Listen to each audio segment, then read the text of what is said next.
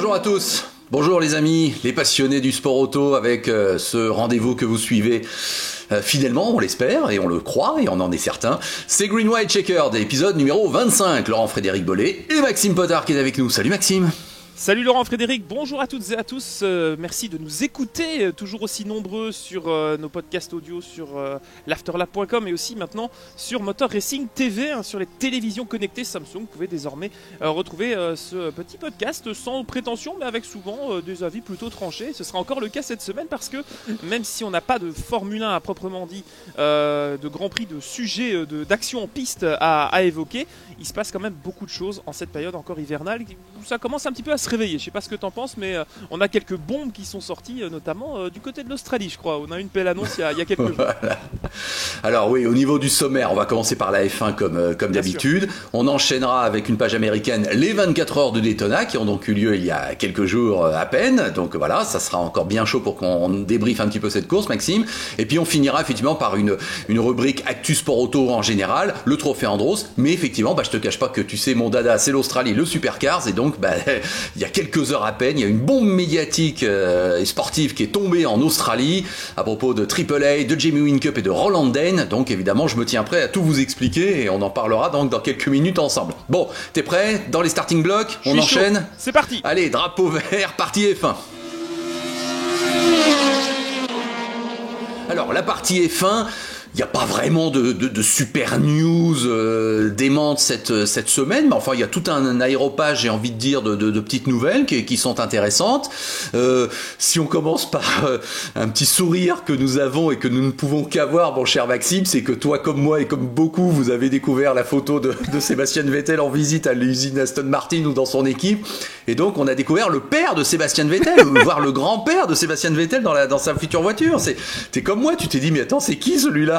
Donc, new look pour Vettel. Bon. Mais je pense que toi comme moi, on est mal placé pour évoquer le sujet. Si je peux permettre, moi je commence à rejoindre la team calve, comme on dit.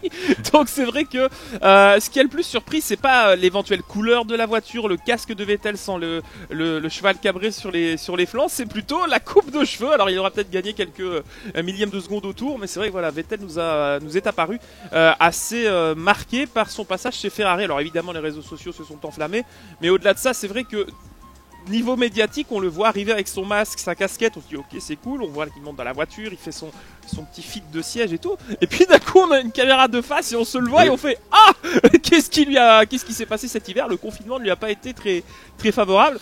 Bon, c'est un petit peu un non-débat parce qu'après il fait ce qu'il veut et voilà, on est tous on est tous témoins de ça, mais est-ce que ça le fera aller plus vite? En tout cas, ce qu'on dit souvent pour une nouvelle femme, nouvelle coupe, nouvel homme, est-ce que c'est nouvelle voiture, nouvelle coupe pour Vettel? Je sais pas. Oui. Mais bon, en tout cas, voilà, c'était marrant à souligner, mais ça témoigne aussi du fait qu'un détail aujourd'hui, juste sur les réseaux sociaux, sur Twitter, ça peut débouler sur des dizaines et des centaines de tweets humoristiques et même parfois affligeants, il faut le dire, mais bon, c'est vrai que Aston Martin communique pas mal pour revenir à quelque chose de plus sérieux. On a vu les images de l'usine qui a été un petit peu redécorée, un nouvel emblème à l'entrée, nouvelles installations. Qu'est-ce que tu penses finalement? Est-ce que c'est un tournant positif pour Vettel? Est-ce qu'il commence à bien se mouler justement au-delà de son baquet dans l'équipe? J'ai envie de te dire que c'est maintenant ou jamais où il a plus le choix de toute façon, parce que bon, Dieu sait qu'on l'aime bien Sébastien Vettel et Dieu sait qu'évidemment c'est un grand nom et un grand monsieur, mais bon, c'est pas les 2 dernières années qui nous ont complètement enthousiasmés de sa part. Donc ça fait plusieurs mois qu'on a évoqué son cas et qu'on en a parlé. Bon, ce transfert, c'est la meilleure chose qui pouvait lui arriver, ça c'est sûr. Ça symbolise tout, je dirais. Un rebond, ça c'est clair. Un espoir de renaître un petit peu de ses cendres, avec effectivement une marque que tout le monde aime bien globalement et dont tout le monde souhaiterait à la rigueur la réussite. Oui, même si on est supporter Ferrari ou supporter Mercedes, personne ne voudrait voir Aston Martin s'enfoncer dans je ne sais quelle profondeur. Donc tout est en place si tu veux pour qu'effectivement un nouvel environnement symbolise une nouvelle étape dans la carrière de Sébastien Vettel, même si on la devine un petit peu sur le mode fin de carrière quand même, mais on espère tous qu'elle ne soit pas évidemment ratée. Donc là, tout est en place, j'ai envie de dire. Alors est-ce que cet aspect anecdotique, on est parfaitement d'accord, aujourd'hui on commence par un aspect totalement anecdotique, mais est-ce que c'est pas un peu révélateur effectivement d'une sorte de nouveau départ qui se symbolise aussi par un nouveau look de la part de Sébastien Vettel.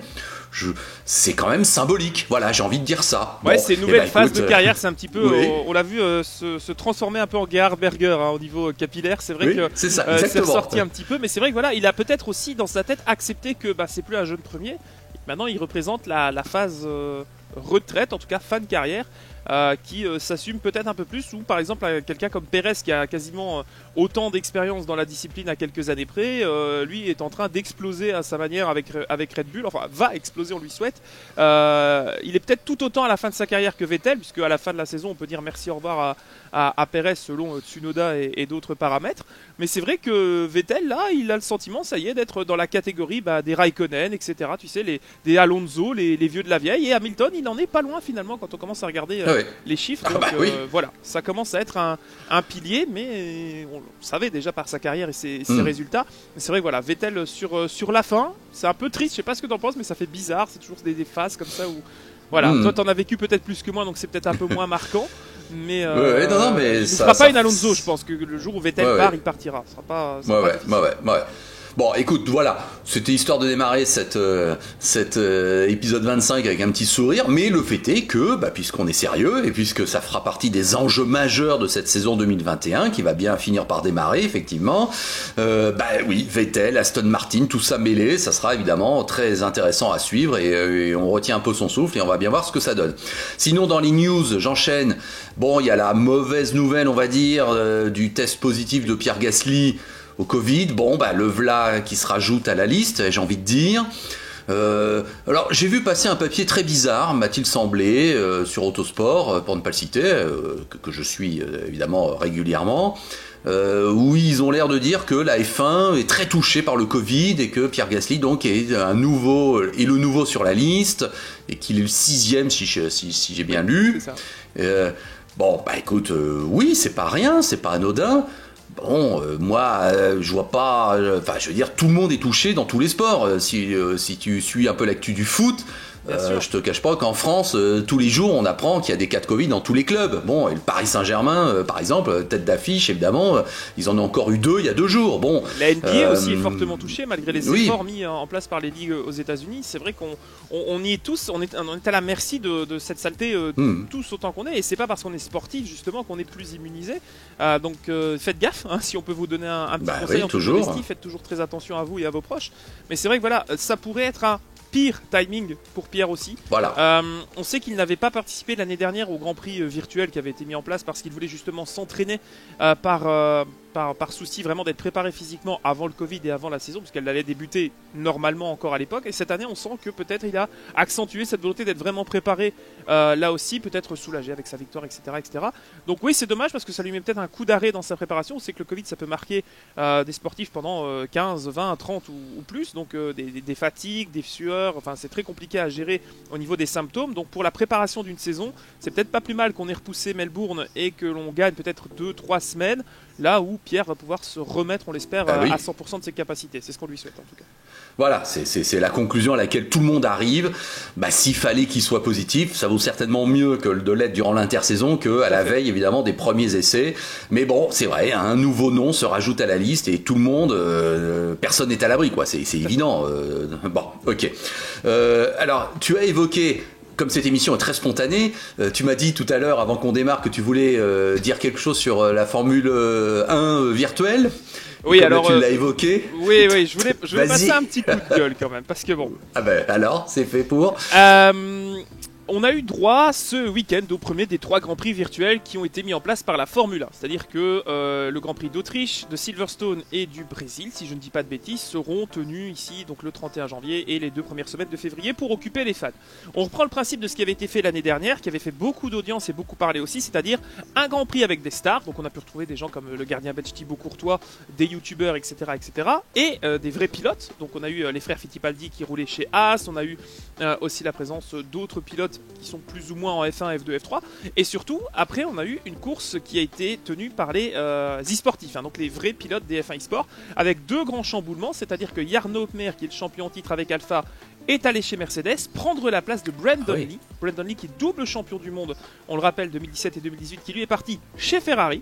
Donc C'est un jeu de chaise musicale digne de la réalité. Mais c'est ça, les gros transferts. Et ce qui est dommage, c'est que ce soit en France ou en Belgique, on n'a pas eu de couverture de ces Grands Prix.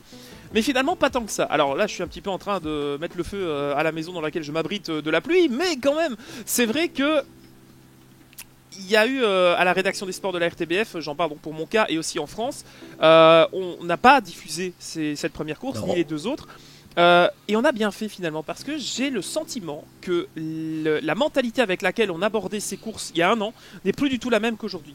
Alors oui, il y a toujours les grands prix virtuels qui sont tenus par les e-sportifs qui font toujours ça sérieusement et c'est beau à voir parce que c'est comme quand tu regardes les Jeux Olympiques, etc. C'est-à-dire ce sont les meilleurs de leur discipline dans leurs éléments respectifs. Donc ça c'est super sympa à voir, c'est bien, il y a de la bagarre, c'est réaliste et tout ce que tu veux. Malheureusement, tu as toujours une course où au départ, tu as un mec qui n'a pas roulé de sa vie sur un jeu de bagnole, qui va freiner 50 mètres après tout le monde et qui va pulvériser le peloton et ça ne ressemble à rien. Et dans ce peloton, tu as malgré tout des gens comme Alexander Albon, comme Arthur Leclerc, comme Pietro Fittipaldi qui se retrouvent un petit peu mis au milieu d'un jeu qui, littéralement, où ils passent un petit peu pour des imbéciles ou des joueurs du dimanche, ou en tout cas ça déforce un peu l'image du sim racing. Donc si jamais vous tombez sur ces grands prix virtuels, allez voir les courses faites juste après, où généralement les spectateurs s'en vont, mais allez voir vraiment les e-sportifs parce que ça a une autre dimension, une autre aura et une autre valeur en termes de performance e-sportive. Donc voilà, c'était bien dommage. Finalement, j'ai pas forcément de regret de pas avoir pu vous commenter ça parce que je me dis, on n'est pas passé à côté de grand chose pour les invités. Alors oui, ça fait des belles affiches, c'est toujours agréable, mais j'ai l'impression qu'on fait ça presque maintenant par obligation et qu'il n'y a plus d'autre intérêt que on en fait pour dire d'en faire. Tu vois, ça ne va pas plus loin que ça et c'est vraiment dommageable parce que ça déforce les vrais pilotes qui s'y engagent et derrière, ça fait juste quelques vidéos pour la chaîne officielle de la F1 sur YouTube, mais sans plus. Donc attention quand même parce qu'on est en train de prendre un virage à 180 degrés qui peut faire très très mal aux deux parties. Donc voilà, ça m'a un petit peu déçu. Et Ferrari, pour parler brièvement, c'était une belle transition. C'est un petit peu planté dans ces Grands Prix virtuels, même si ça allait un peu mieux, puisqu'ils ont fait rouler différents pilotes. Enfin, il y a eu Mick Schumacher, Leclerc, etc. Mais ils ont roulé aussi en vrai. Et ça, c'est une transition de Michel Drucker. Elle est magnifique. Il y a eu des essais à Fiorano. On peut en parler aussi, LFB, un petit peu, parce que ils ont tous roulé, tout le monde, tous ceux qui ont un logo Ferrari sur leur veste sont passés dans la voiture. C'est ça, j'ai bien vu passer la news et l'image que Mick Schumacher avait roulé sur Ferrari, alors aussi, que Giuliano Alesi, Sainz qui d'ailleurs ultra classe. Je tiens à signaler quand même Sainz qui à la fin de la journée est allé voir les spectateurs, les quelques spectateurs venus parler avec eux, dire ce qu'ils ont pensé alors qu'il faisait un froid vraiment horrible. Il a pris une camionnette de service, il a fait le tour de la piste, il est venu se garer avec eux. C'est ça. Bravo monsieur Sainz pour ça, puisque ça a été fait sans smartphone et sans Instagram. Donc ça a vraiment été fait pour les fans. Oui, que c'était vraiment bien, hein. Enfin, je sais pas ce que petit comité, hein. Ils étaient tous, donc c'était vraiment c'était vraiment un peu improvisé et vraiment entre soi, mais un geste très sympa, ça c'est sûr, qui est tout à son honneur. C'est très Ferrari, c'est très Schumacher, c'est très dans la mentalité, les fans, l'idolâtrie, aller donner au peuple un petit peu de quoi, du grain à moudre. Non, je trouvais ça vraiment cool et très spontané. Je pense que Sainz affiche un sourire, on le voit, un petit peu à l'image de Vettel quand il est arrivé, c'est très finalement dans un rêve éveillé. On le voit faire des bêtises avec Leclerc, avec des supercars aussi un petit peu partout. Donc voilà, moi qui aime bien Carlos Sainz comme pilote et comme homme, je pense que comme humain, il va aussi apporter peut-être un petit peu de sérénité à la Scuderia qui en a bien besoin. Ah bah de toute façon, si on devait lister tous les enjeux, et on le fera au fur et à mesure qu'on se rapproche du début de saison de cette année 2021, bah forcément, on parlait de Vettel chez Aston Martin, mais l'intégration de Carlos Sainz chez Ferrari, le renouveau, on l'espère, de cette écurie mythique, la cohabitation avec Charles Leclerc, non, mais il y a de sacrées perspectives qui vont nous faire bien saliver et bien discuter tout au long des mois à venir, ça c'est sûr, et donc ce sera une question fondamentale, mais c'est vrai qu'il y a une sorte là de tournée générale chez Ferrari, et je me mets à la place de Giuliano Alesi, puisqu'on a bien compris que sa carrière prenait un nouveau tournant, direction et qu'on recentrait un petit peu direction le Japon, et que le plan classique européen pour monter les échelons n'a pas marché finalement. C'est évidemment un peu malheureux pour le clan Alesi, mais là il y a un bel espoir, j'espère pour lui, de rebond là-bas. Mais au moins il a eu ce dernier run et il a eu ce petit cadeau de départ. C'est plutôt sympa.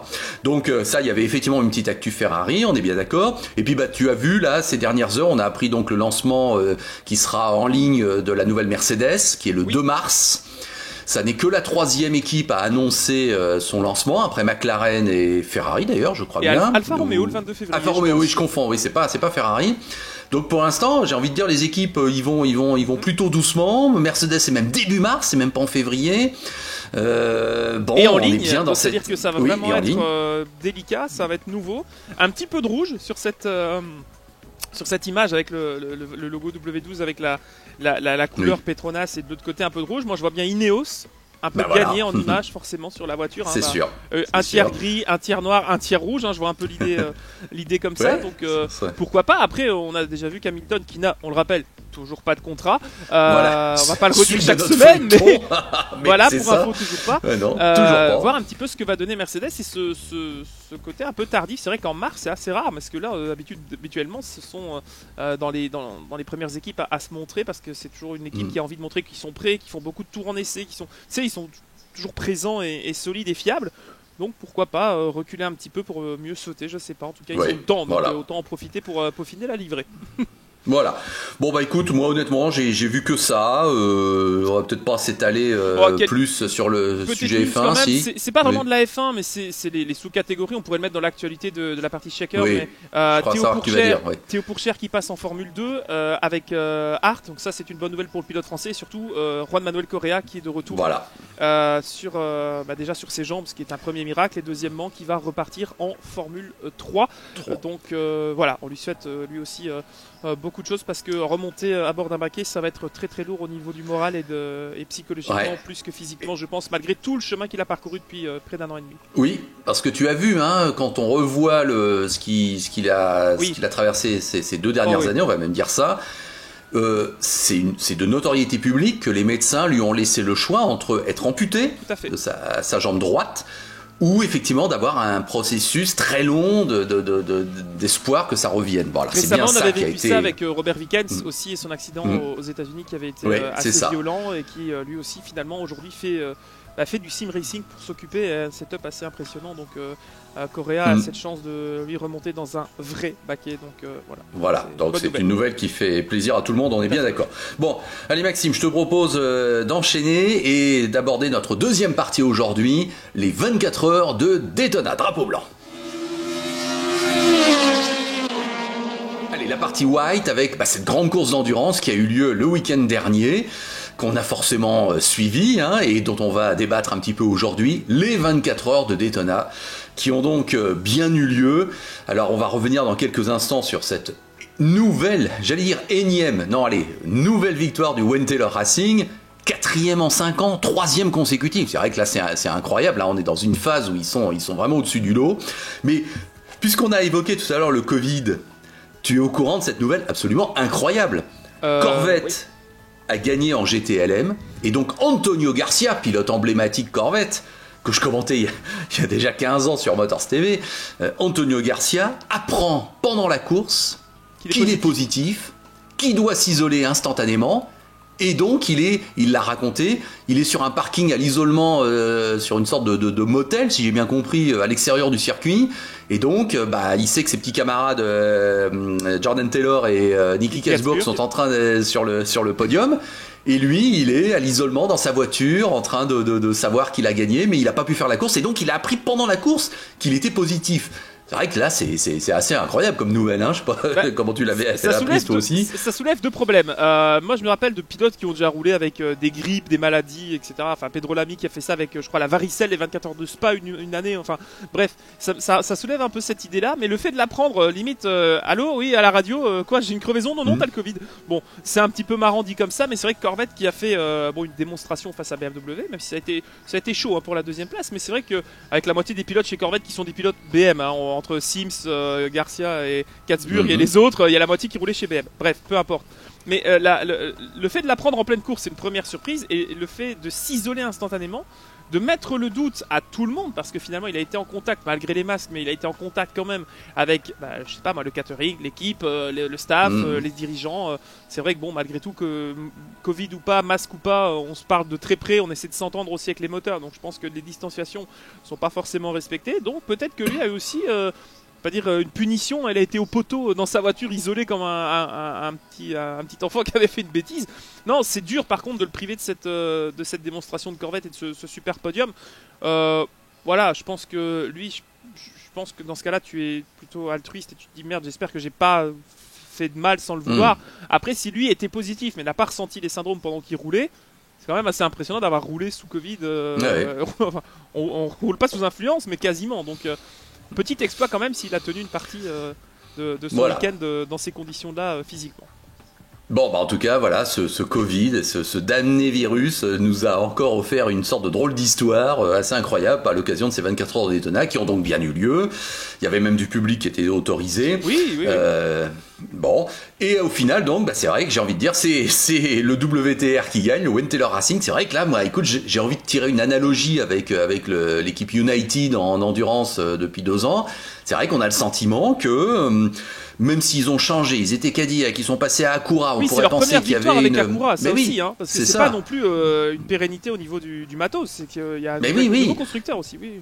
Il y a eu une sorte de restructuration, j'ai quand même envie de dire, au sein de Wayne Taylor Racing, qui est reparti un petit peu avec un nouveau constructeur, avec un nouveau programme, des nouveaux objectifs, je sais pas. Ça a forcément changé des choses en interne. Et même si je pense, pour lire certaines déclarations, je pense que ça a insufflé un dynamisme dont ils avaient sans doute besoin, puisque Taylor a employé le mot qu'on s'ennuyait avec Cadillac, on était arrivé au bout du process de la relation, donc on comprend que oui, il y avait plus de dynamisme. Malgré tout, ils gagnaient. Bon, bah, ils repartent avec Acura, c'est sans doute l'élément dont ils avaient besoin, le coup de fouet pour repartir avec un beau programme, une belle motivation.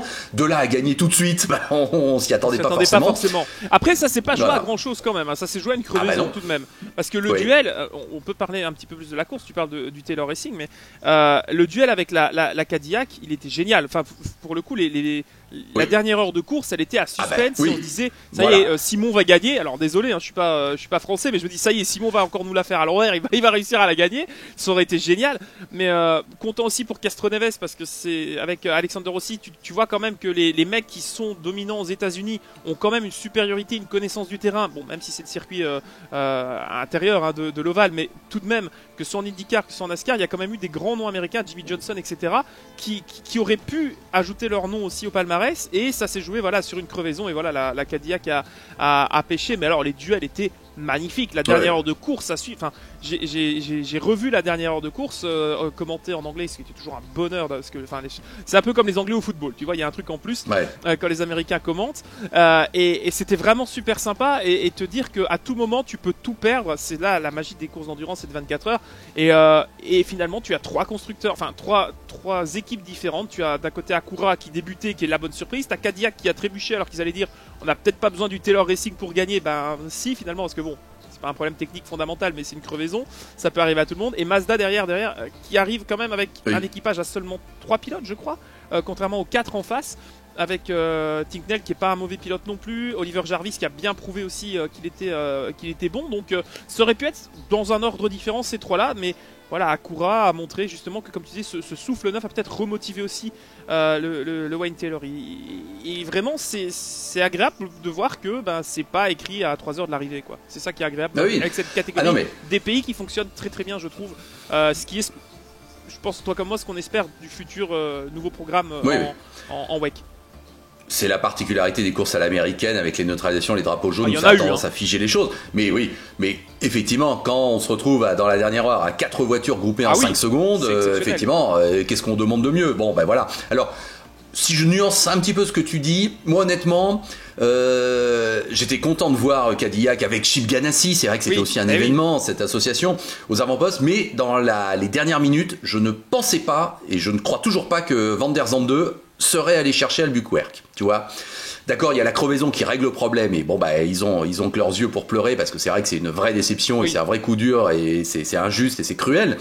Mais je pense et je sentais que Albuquerque résisterait à Van der Zande. Donc écoute, je pensais vraiment que WTR allait gagner. Maintenant, quand Van der Zande s'est arrêté, effectivement, je me suis pris l'espoir que Simon arrive dans les dernières minutes, mais c'était trop tard et ça aurait pas été complètement logique. Mais enfin bon, il doit se contenter de la 2e place, mais avec Kobayashi, avec Rockefeller, quel équipage aussi, puis j'en oublie un, Jimmy Johnson. Jimmy Johnson, bah oui, Oui. carrément Jimmy Johnson, bien évidemment, qu'on a beaucoup vu, je trouve, ils l'ont beaucoup fait rouler. Oui. Je suis pas sûr que c'était l'atout maître de l'équipage. Mais ils l'ont pas bon, utilisé écoute, médiatiquement non plus, tu vois, ils l'ont fait rouler oui. comme un membre de l'équipe déjà intégré. Ça, c'était très agréable aussi. Oui, c'est ça, Ouais. voilà, c'est ça. Donc bravo, Mazda qui effectivement nous avait semblé largué, puis qui revient au dernier moment et qui était pas loin du tout. Non, c'était une super fin de course.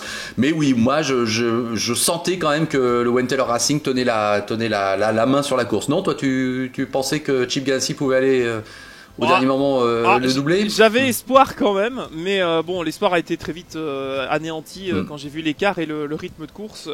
Pour avoir suivi un peu avec le live timing juste les quelques minutes, j'ai vite vu que voilà, il se contentait de la place et que ça allait terminer comme ça. Donc non, je pensais que Ouais. Taylor allait dominer, mais tout est possible, tu vois. C'est toujours cette petite question de. On l'a vu justement avec la crevaison, c'est que tout peut arriver à tout moment, Voilà. surtout en fin de course. Donc Bon. est-ce que l'Acura allait tenir? Et Acura d'ailleurs, pour revenir, tu dis que Taylor est solide avec Acura pour cette première course, mais c'est vrai qu'Acura aux États-Unis fonctionne bien. Il y a aussi la NSX qui roule aussi en GT3 GTLM, qui a l'air de bien fonctionner, qui a été titrée cette année aussi dans sa catégorie. Donc Acura aux États-Unis marche bien, c'est une marque qui fonctionne aussi commercialement, donc. Pour eux, c'est bien, c'est une victoire quand même assez importante. C'est comme une victoire de Peugeot au Mans, par exemple. Je compare ça peut-être assez simplement, mais pour eux, c'est important aussi de montrer que très vite, ils sont là, ils fonctionnent. Bon, ils sont quand même un très bon équipage et une des meilleures équipes, si ce n'est la meilleure en tout cas, sur le papier au départ de ces 24 heures de Daytona. Mais voilà, en tout cas, c'est mérité et c'était logique qu'ils soient les hommes à battre, on va dire. Voilà. Donc au niveau français, si tu me permets, il y a quand même quelques cocoricots, puisque bon, même si Simon, il n'y a pas un Français sur la plus haute marche du podium pour la course en général, Simon est quand même deuxième, donc c'est relativement formidable. Olivier Plat aussi est très bien placé. En P2 victoire de Paul Louchatin, qui avait là un beau défi face à lui par rapport à sa carrière. C'était important cet engagement américain. C'est sûr que ça, je sais que ça représentait beaucoup pour lui. Il gagne, voilà. Carrément. Il y a un trio Aubry, Buret, Vaxivière qui monte sur la deuxième marche en P2 aussi. En P3, deux châssis Ligier, un châssis Duquesne sur le podium. Yann Cléré qui est un pilote que j'avais suivi il y a vraiment une quinzaine d'années au moins, qui fait son retour, là, qui se classe deuxième. Oui, en LMP3 aussi, victoire intéressante parce qu'il y a Askew et Pigeot qui ont bien roulé, qui s'imposent. Donc pour le coup, c'était assez impressionnant aussi de leur part. Surpris vraiment que le Riley arrive à se remettre là. C'était pas mes favoris, donc voilà, bravo à eux avec Robinson et c'était Andrews, je pense, quatrième larron, à vérifier. Écoute, je sais pas là, spontanément, je sais plus. Voilà, je sais juste qu'en GTD, c'est Mercedes qui a gagné. Bon, là, il n'y avait pas de pilote français. Mais enfin, c'est vrai que il y a 5 catégories maintenant dans un plateau 24 heures Daytona. Oui, c'est vrai qu'il faut quand même suivre ça de manière pointue. Mais, alors que ma petite oreillette est tombée, pardon, voilà. La magie du direct, même si c'est enregistré. Voilà. Mais, alors moi, à l'oreille gauche, ça tient toujours mal. Voilà, c'est, au passage, ça m'énerve. J'arrive pas à bien trouver des écouteurs qui se mettent bien dans les oreilles, mais c'est pas grave. Voilà, ça va pas nous empêcher de continuer de parler, mon cher Maxime. Et donc, écoute, moi, j'ai trouvé que c'était une belle édition quand même, parce que le casting était là, parce que l'environnement de Daytona a été sauvé, que la course a été sauvée, bien sûr, et que, oui, on en revient à des super batailles qui ont eu lieu jusqu'au bout et c'est vrai que on sait que là on est dans une phase, je crois, heureuse de l'endurance mondiale, qui a de belles perspectives. Excuse-moi, là ça a un peu bougé aussi au niveau de mon écran. Reste avec nous, tout va bien. Voilà. Avec, on le sait, cet horizon 2023 qui correspond évidemment au centenaire du Mans. Et force est de constater que les grands constructeurs seront de retour avec les hypercars, les LMDH et on sait que c'est lié avec les États-Unis aussi, puisque ces voitures sont censées faire Daytona, sont censées faire Le Mans aussi. Donc non, là je vois une belle période qui s'ouvre, même si 2021 sera une année de transition encore, mais voilà. Et des nouveaux pilotes qui arrivent aussi dans de nouvelles structures. On a Klickenhaus qui a annoncé Romain Dumas dans son line-up, ça m'a surpris, mais pourquoi pas. Moi j'attends toujours chez Porsche, dans certains teams qu'on promeut un Lorenz Venter qui ce week-end a encore fait un travail exceptionnel avec Earl Bamber. En tout cas chez Porsche ça a fonctionné très bien. Donc il y a une nouvelle génération de pilotes qui peut aussi devenir les nouveaux porte-étendards de l'endurance mondiale et notamment américain, puisque pour l'instant je pense que c'est là où il y a le plus de stabilité, de variété et de close racing, quoi, de bagarre vraiment. Quand tu vois qu'il y a 5 catégories, les 5 catégories sont folles, ça nous a fait quelques frayeurs, hein. Je t'avoue que quand tu vois des DPI passer des LMP3 ou des trucs, tu dis waouh, il y a eu des belles images de close call pendant toute la course. Mais l'endurance pour l'instant se porte vachement bien aux États-Unis en dépit de la situation. Et on espère que cette mouvance positive, cette nouvelle génération, comme tu dis, va revenir un petit peu dans le mondial avec le WEC et aussi en Europe. Voilà, donc, tout à fait. Tout va bien. Voilà, on est d'accord. Donc, voilà, ces 24 heures de Daytona ont lancé un petit peu la saison quand même d'endurance et on a hâte de voir comment ça va évoluer. Je te propose, Maxime, d'enchaîner avec la dernière partie, Checkered, où on va passer un petit peu en revue le reste de l'actu internationale du sport auto. Alors sans plus tarder, je te propose de vous proposer, on va en parler, mais on va vous les montrer, ces images du Trophée Andros, parce que on a la possibilité depuis quelques semaines de vous les montrer, donc ça rythme un petit peu notre émission. Le Trophée Andros donc est terminé, est arrivé à sa conclusion.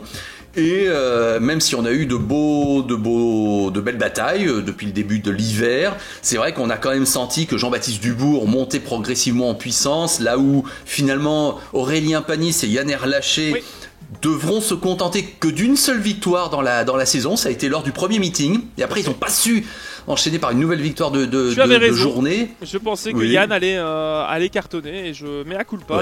J'ai mal pronostiqué la saison, et Dubourg a montré que c'était encore le patron, clairement. Voilà, c'est ça, c'est Jean-Baptiste Dubourg qui réunit, on va dire, tous les critères généraux par rapport à la connaissance, l'expérience, une équipe solide, un pilote évidemment qui connaît son affaire, et une personnalité qui semble peut-être faire de bruit et très très solide, et qui en est, je crois, à sa 5e victoire dans l'Andros. C'est ça. C'est un peu la force tranquille, Dubourg, pour l'instant. Il y en a qui essaient de le gratter de la première marche du podium, mais que ce soit Berton, qui est pour moi la bonne surprise de cette année. Oui, ça c'est il a été sûr. Le plus constant finalement en s'adaptant à la glace. Non, Jean-Baptiste reste effectivement l'homme à battre, et rendez-vous l'année prochaine, j'ai envie de te dire déjà, mais c'était une saison très intense, et je n'ai pas de souvenir de Dubourg faisant une bêtise, une approximation ou se mettant en danger. Il a été parfait de A à Z, je pense. Même quand il était battu, il s'est contenté des places d'honneur, et avec brio, et vraiment félicitations à lui. Vraiment. Non, mais franchement bravo aussi à Max Mamers et à ses équipes, parce que ce Trophée Andros, vu la situation, vu tout les débats qui ont lieu sur les stations de ski, etc., c'était pas vraiment évident de pouvoir l'organiser. Donc ça a été le cas, avec des pilotes excellents qu'on connaît, et je veux même là saluer amicalement Franck Lagorce qui nous a encore fait une campagne valeureuse, qui a gagné une course et qui annonce que c'est un petit peu la fin de sa carrière. Donc, tout à fait, j'avais prévu quelques inserts en dessous de nous pour montrer un petit peu la carrière de Franck Lagorce. Faut pas oublier que c'est un pilote qui est très complet, qui a fait de la F1 avec Ligier, qui a fait de l'endurance avec Mercedes, qui a été pilote d'usine de pas mal de marques, qui a aussi soutenu Pescarolo dans ses années avec les Courages C60 notamment. Donc voilà, Franck Lagorce qui est très bon consultant. Même si on n'aime pas son ton, en tout cas, il sait de quoi il parle. Lui, il est légitime. C'est pas le cas de tout le monde. Il se retrouve avec vraiment un panel de compétences dans sa carrière dont il peut être fier. Moi, je me souviens de lui pendant à l'époque les débriefings sur Eurosport avec Roger Zabel, qui était parlons peu mais parlons bien. Alors parlons F1, c'était Autocritique, je pense, à l'époque. Oui, c'est ça. Il était déjà consultant là-bas, donc ses interviews en tant que dans reporter dans les stands pendant les 24 heures du Mans, où il était aussi là pour parler de pilote. Il a toujours eu accès partout, toujours respectueux, et c'est un garçon qui donne la pêche, qui donne la patate, qui est toujours un petit peu une boule de nerfs, mais un petit nerveux comme on dit, mais qui est très respectable de par sa carrière. Donc voilà, il part quand même avec une saison qui n'a pas été super facile. Il y a eu beaucoup de problèmes techniques, et c'est un peu dommage, mais en tout cas une belle carrière pour Franck Lagorce. Voilà pour la petite précision sur l'ami Franck. Mais tu as d'autant plus raison que je me permets de rappeler qu'il a aussi été consultant sur Motors TV, Francky, donc sur des courses d'endurance dès le début des années 2000. Donc il y avait déjà cette petite reconversion, et c'était déjà avec nous, ça je peux te le dire.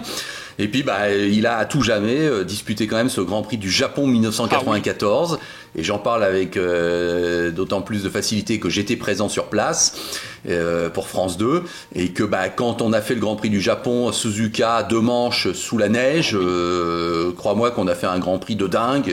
Rien que pour ça, bravo Franck, parce que fallait aller au bout, et c'était pas évident d'être dans cet environnement à cette époque-là, hein, je peux te le dire. Ouais, l'addition du temps des 2 manches, avec qui avait gagné entre Schumacher et Hill et Schumacher, voilà, avant la grande finale d'Adélaïde.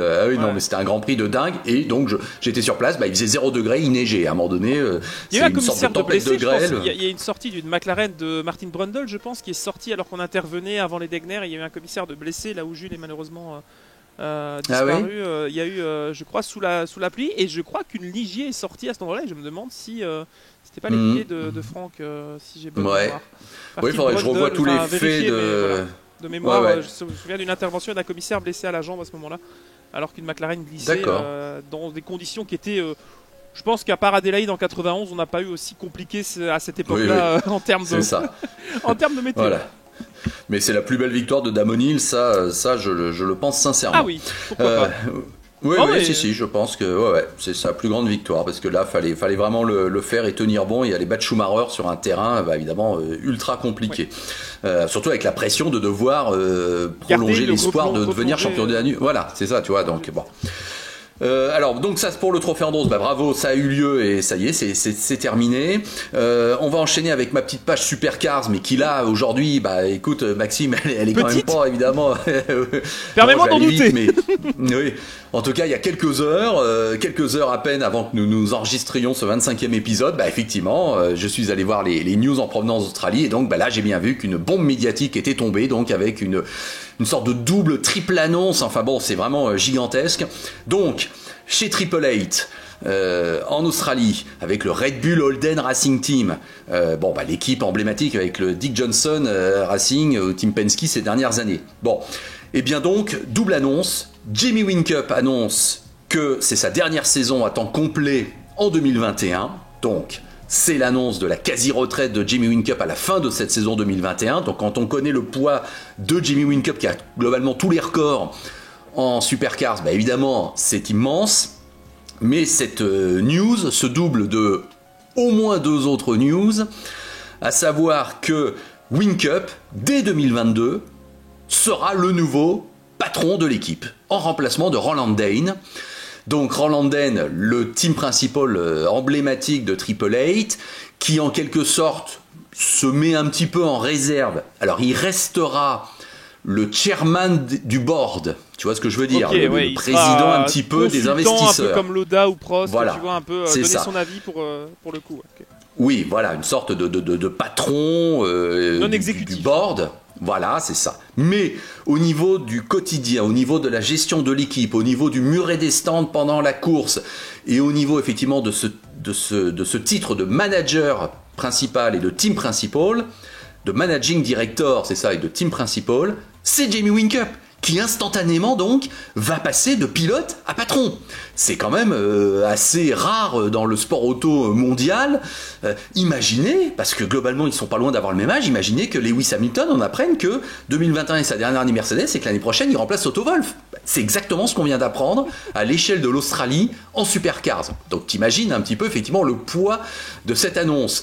Alors, qui a encore plus aussi d'autres nouvelles sous-jacentes. Est-ce que Jamie Whincup va quand même conserver une casquette de pilote d'endurance à Bathurst malgré tout. Qui va remplacer Jamie Whincup chez Triple Eight? Parce que de fait, une place hautement importante se libère. Hein, tu vois ce que je veux dire? Oui, clairement. Et Roland Dane a déjà commencé à révéler dans les médias australiens que son téléphone n'arrêtait pas de sonner de la part de quelques pilotes qui disaient non, t'inquiète pas, mon contrat, je peux le casser, je peux venir chez Triple Eight dès que tu voudras bien. Bon, donc tu vois, il y a plein de conséquences et plein de nouvelles, et j'ai même pas aussi parlé, mais ça c'est vraiment pour les spécialistes, mais je le dis, qu'il y a une restructuration du capital au sein de Triple Eight. Il y a un nouveau sponsor, je crois, aussi sur la voiture. Alors il y a un nouveau sponsor. Ça avait été dealé effectivement. Ampol, qui est une société qui va venir en plus de Red Bull sponsoriser les voitures. Mais au niveau du capital, sache que Jimmy Whincup avait 15% de l'équipe, et ça on savait que Jimmy Whincup était destiné à être un futur responsable patron de l'équipe. Il avait déjà dit qu'il pensait à sa reconversion et qu'il voulait être dans l'encadrement de Triple Eight. Bon, et il avait déjà acheté 15% de l'équipe. Donc tu vois, c'est vrai que c'est assez rare aussi de voir des pilotes qui investissent dans leur propre équipe pour après prendre la relève. Et là on a appris que la part de Jimmy Whincup avait été augmentée à 19%. Donc il a dû rajouter lui-même du capital, mais ça prouve bien son engagement, et donc ça prouve bien qu'il devient patron. En conséquence, Roland Dane, lui, baisse son investissement personnel dans l'équipe, ses parts, à 11%. Mais il y a sa fille, Jessica Dane, qui, figure-toi, a été à une époque stagiaire à Motors TV, mais oui, mais génial. Si, mais je te jure, voilà. C'est pour ça qu'il y a quelques liens, si vous le savez, entre Roland Dane et moi-même, ou entre Motors TV ou Triple Eight à l'époque, et voilà. Bon, donc Jessica Dane devient actionnaire de l'équipe à 30%. Donc tu vois bien que la famille Dane reste évidemment importante, mais Roland prend du recul, effectivement. Et il y a donc un nouvel investisseur qui s'appelle Tony Quinn, qui prend d'un coup 40% de l'équipe. Et Tony Quinn, tu le connais certainement, Maxime, parce que toi qui as dû suivre quand même de loin, mais l'actu un peu du GT australien à une époque, je sais pas si tu te souviens, il y avait une équipe avec une Porsche qui était sponsorisée par le logo, c'était des traces de pattes de chien, et c'était VIP Pet Foods. Oui. Bon, ben voilà. C'est ça, oui. Donc Tony Quinn, c'est un entrepreneur australien qui a fait fortune dans les nourritures pour animaux, et notamment pour chiens. Mais il est millionnaire, hein, pour ne pas dire milliardaire, je te rassure. Et donc, c'est lui qui était le promoteur du GT australien. Et donc, tu vois, il réinvestit dans le sport automobile. Oui, ça revient maintenant, tu me remets un peu les liens, mais oui, effectivement. Oui. Voilà, c'est ça. Et il prend 40% de l'équipe d'un coup, Triple Eight. Mais apparemment, il veut être un investisseur un petit peu, tu vois, dans l'ombre, en laissant... voilà, c'est ça. Bon, allez, voilà, je vous ai fait le panorama complet. Ça veut quand même dire qu'un septuple champion du Supercars, Jimmy Whincup, un quadruple vainqueur de Bathurst, celui qui a le record du nombre de victoires de meetings, hein, si on compte le week-end complet, parce que c'est toujours une statistique qui compte en Australie, qui a le nombre de records de victoires en course, 122, de pole position, 89... Jimmy Whincup, donc, un peu le Jimmy Johnson du Supercars, faut avouer qu'il y a des points communs, donc va tirer sa révérence à temps plein, c'est donc un événement, et surtout va donc devenir instantanément un patron, et là c'est vrai que c'est une trajectoire assez incroyable, assez inattendue, même si on savait qu'à terme ce serait ça, quand même, voilà. Et il doit surtout gérer une nouvelle voiture, parce qu'à partir de 2022, on aura les Camaro. La Camaro. Pour lui, c'est peut-être aussi la possibilité de s'arrêter avant de devoir, entre guillemets, réapprendre une voiture et ne pas savoir forcément comment elle va, performer, mais en tout cas, ne pas entamer une nouvelle phase de la discipline avec cette nouvelle auto. Voilà. Donc écoute, avec les questions sous-jacentes, sera-t-il quand même pilote? Alors moi, instantanément, comme ça, spontanément, s'il devient patron, je le vois pas mettre le casque et être pilote à Bathurst. Je comprends la tentation, je comprends la réflexion, mais s'il assume ce nouveau rôle de manager, je vois pas comment c'est jouable à Bathurst. Mais enfin bon, affaire à suivre. Et puis donc le baquet à pourvoir aux côtés de Shane Van Gisbergen. Il va valoir cher celui-là. Clairement. Oui.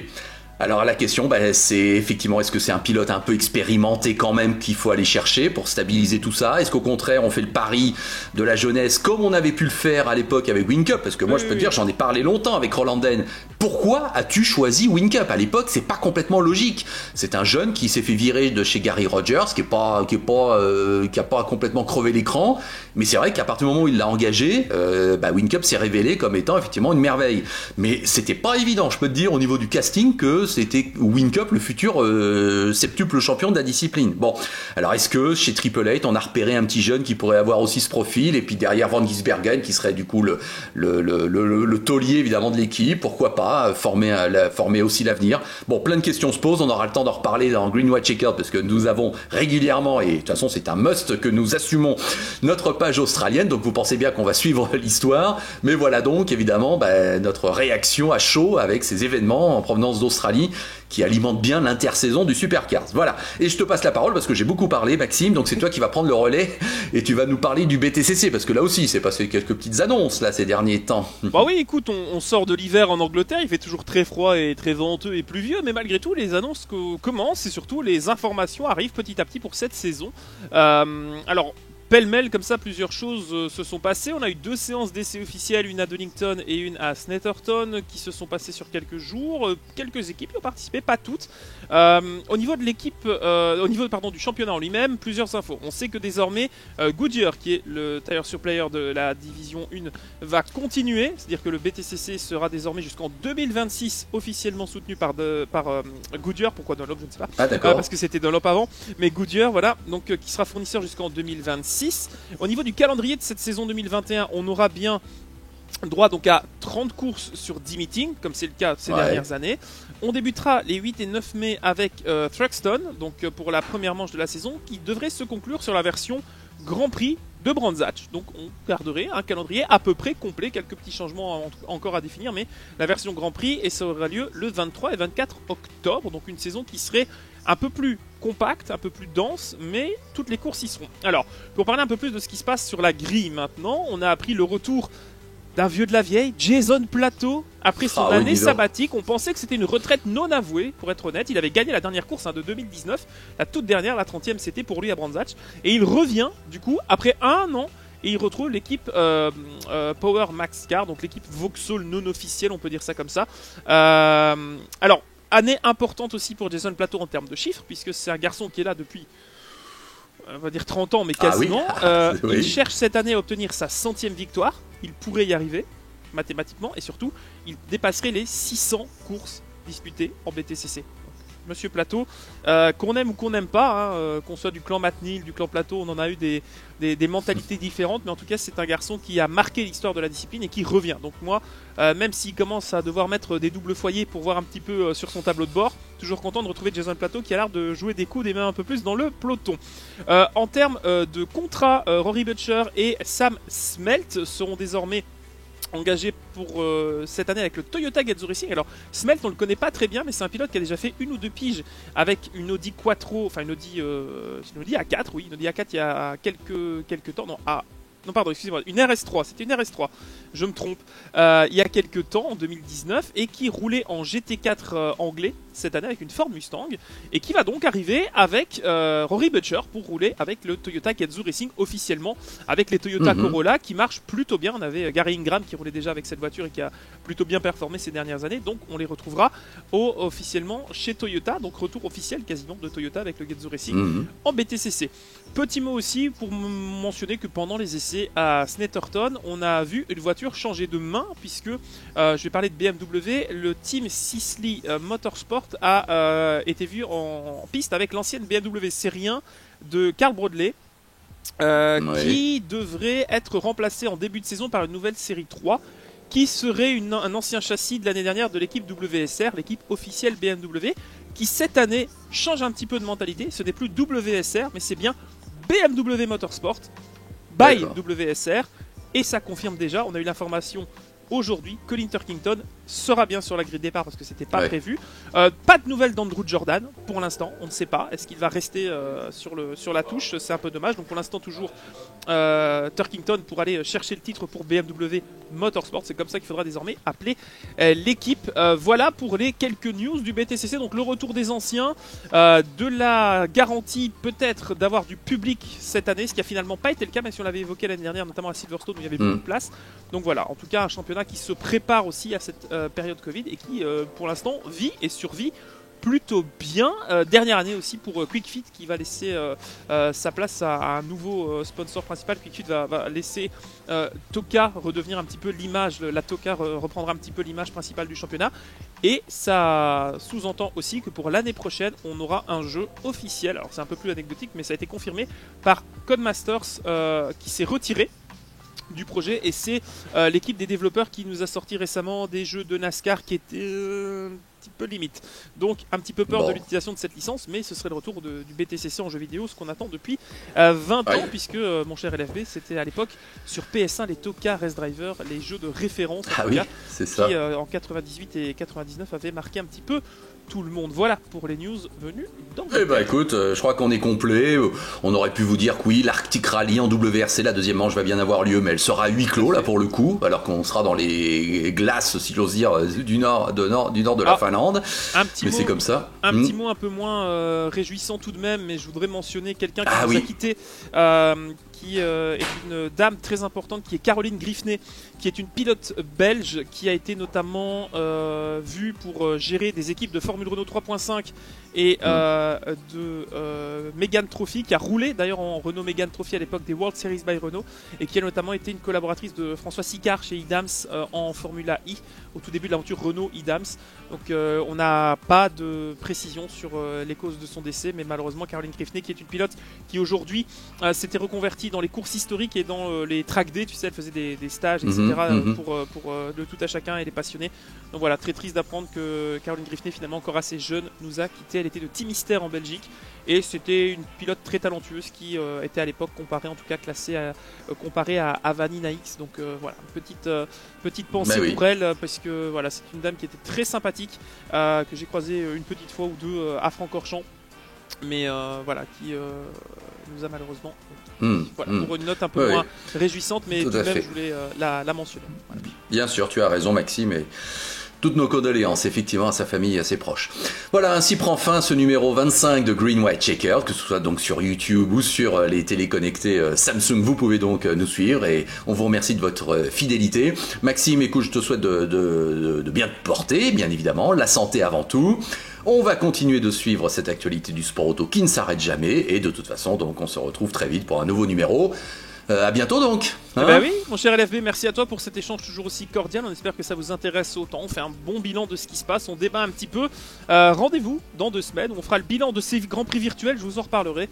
On continuera les pages BTCC et Supercar australien, bien évidemment. Voilà, merci à toi LFB et merci à tous. Allez, à bientôt, ciao.